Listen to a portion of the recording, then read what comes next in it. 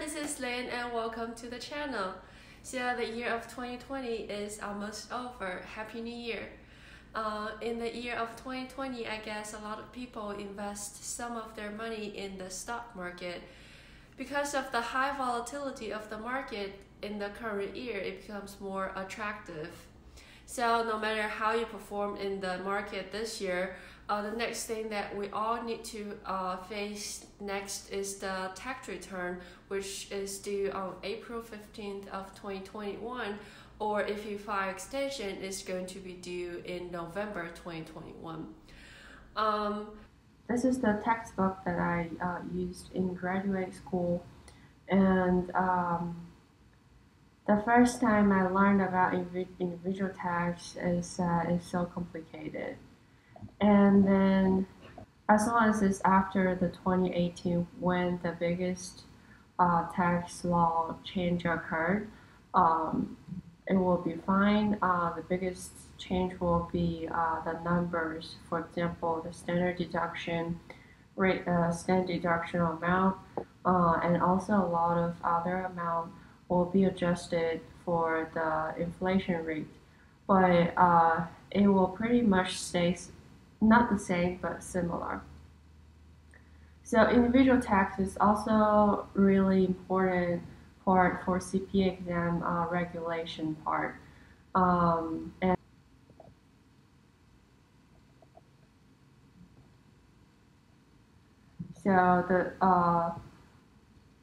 so first this book goes over the 1040 individual tax return, and then it goes to the investment income. And then it mentions a lot of stuff about business income and expenses. And after that, a really big part is going through the depreciation part.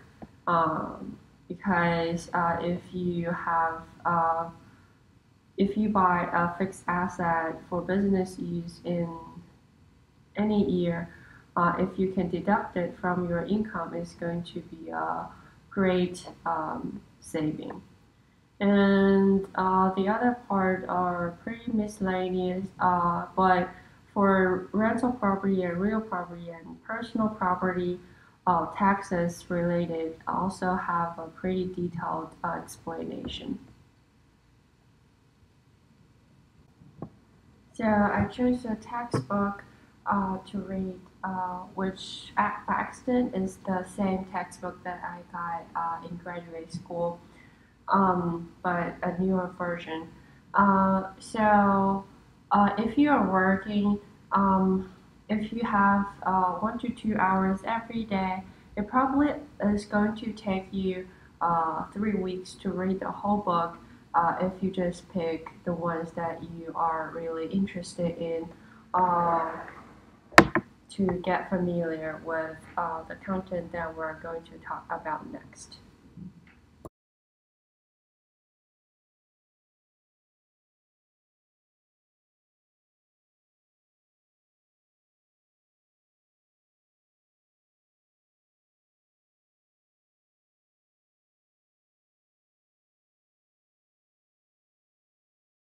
So investment is always one of the most important sections on your tax return. So we're going to talk a little bit about the investment income, which is capital gain or loss, in this video. So investment income, or say capital gain or loss, can be either long-term or short-term.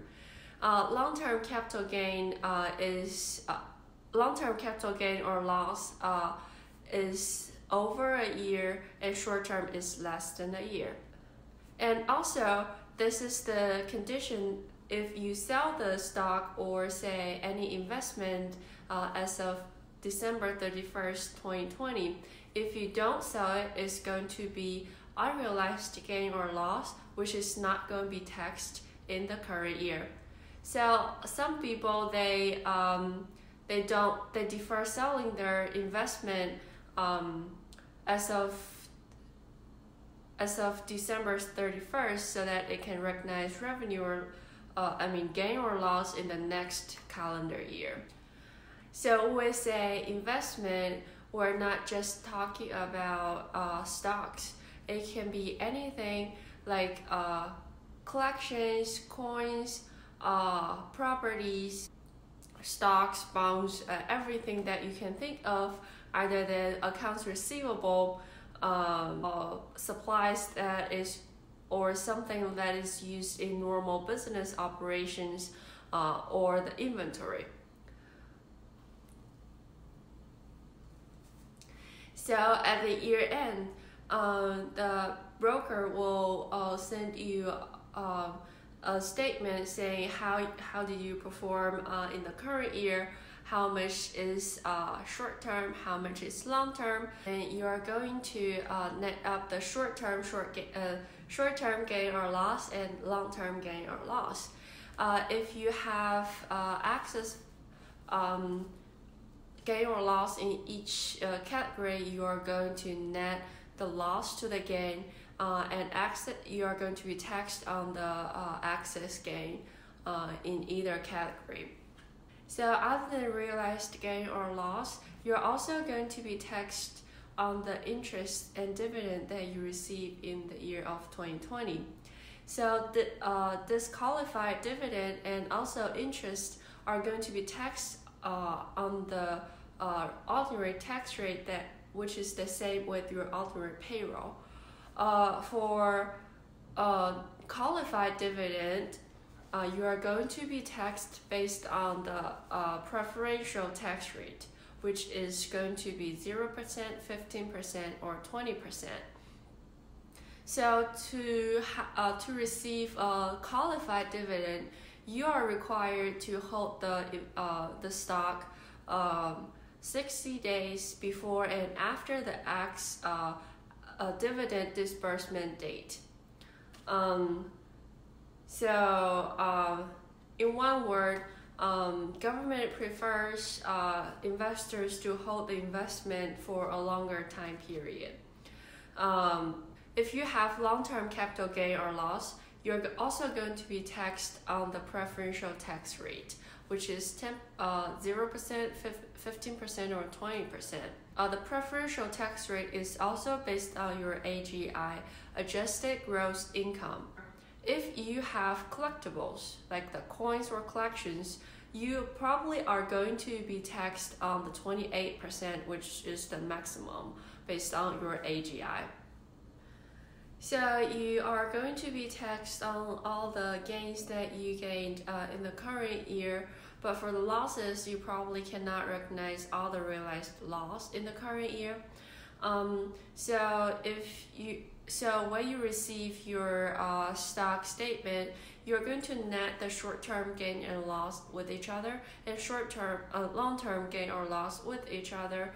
And then if there is a gain in either category, you can use the loss from the other one to offset the gain.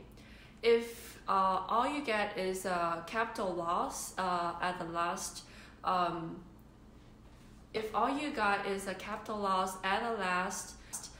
you are going to be able to recognize $3,000 capital loss in the current year and carry forward other loss in the following years. There are also a lot of other fun facts in the textbook. For example, if you are separate with your partner for more than 6 months, instead of married filing jointly, you can file as a head of household if you have other dependents in your house. So there are actually really limited on the deductions that you can claim for personal use. But if you have any expenses for the business, you are able to claim a lot of other expenses for the business purpose on the tax return. It's not that I say I have a business, then I have a business.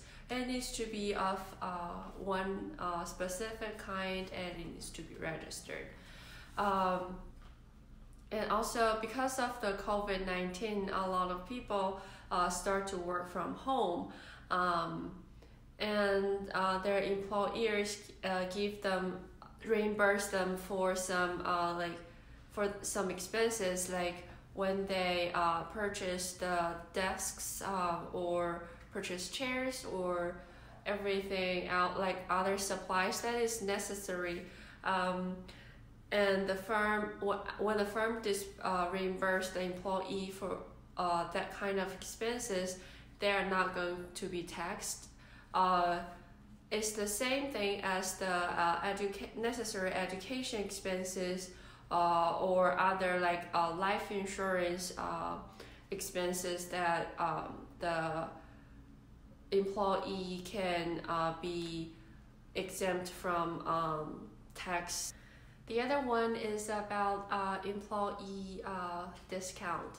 So if the employer offers a discount for their employee, as long as the discount is less than the gross profit of the product, the employee is not going to be taxed on the discount that they receive. The last thing, probably those are the most interesting things when I read this book again after I graduated from graduate school. So if you have questions, or if you are interested in any other part of this textbook or of tax, you can let me know, and probably we can explore more.